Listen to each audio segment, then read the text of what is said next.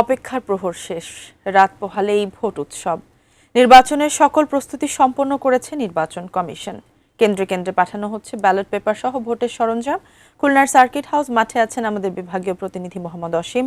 আমরা তার সঙ্গে সরাসরি যুক্ত হচ্ছি, বিস্তারিত জানবো। অসীম, আমরা জানি ইতোমধ্যে সরঞ্জাম সব পাঠানো শেষ হয়েছে, আইন শৃঙ্খলা পরিস্থিতিও বেশ ভালো। কি মনে হচ্ছে, তারপরও কেমন পরিস্থিতি সেখানে সর্বশেষ জানাবেন আমাদের।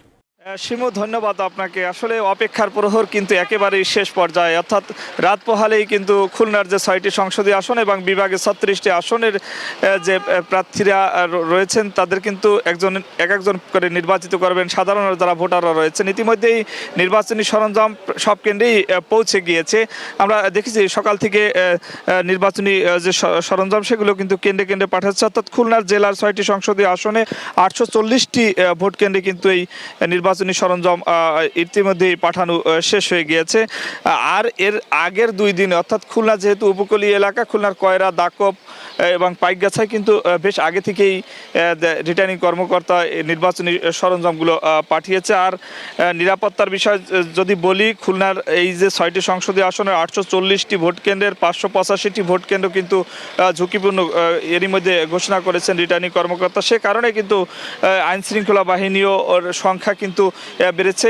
এই আগামীকালের যে নির্বাচন উপলক্ষে সব মিলিয়ে 18,624 জন আইন শৃঙ্খলা বাহিনী দায়িত্ব পালন করবে। এর মধ্যে সেনা সদস্য রয়েছেন 1250 জন, নৌবাহিনীর রয়েছেন 954 জন, বিজিবি রয়েছেন 300 জন, কোস্টগার্ডের 355 জন, এর সাথে র্যাবের 98 জন সদস্য রয়েছেন। এছাড়াও খুলনা জেলায় 2124 জন পুলিশ এবং মেট্রোতে 2431 জন পুলিশ কিন্তু এর দায়িত্ব পালন করবেন। অর্থাৎ রিটার্নিং কর্মকর্তার সঙ্গে আমি কিছুক্ষণ আগেই কথা বলেছি। রিটার্নিং কর্মকর্তা জানিয়েছেন আসলে যেহেতু ঝুঁকিপূর্ণ কেন্দ্রগুলো রয়েছেন এবং উপকূলীয় এলাকায় যাতায়াতের মাধ্যম নাই, দ্রুত সেখানে যাতায়াতের যাতে ব্যবস্থা হয়, এজন্য কোস্টগার্ড রাখা হয়েছে, যেন কোস্টগার্ডটা দ্রুত কোনো অনাকাঙ্ক্ষিত ঘটনা ঘটলে সেখানে পৌঁছে সাধারণভাবে অর্থাৎ সুষ্ঠুভাবে জানি ভোট দিতে পারে, সে বিষয়টি কিন্তু ইতিমধ্যেই নিশ্চিত করেছেন।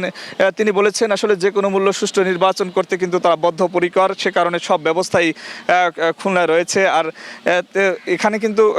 এখানে কিন্তু খুলনা যেহেতু বিভাগীয় শহর, বিভাগীয় নগরী, সে কারণে একটু গুরুত্বপূর্ণ বেশি, সে কারণে আইন শৃঙ্খলা বাহিনীর সংখ্যাও বাড়িয়েছে। আমার কাছে আপাতত এই ছিল খুলনা রিটার্নিং কর্মকর্তার কার্যালয় থেকে শিমু নির্বাচনে পরিস্থিতির সর্বশেষ খবর।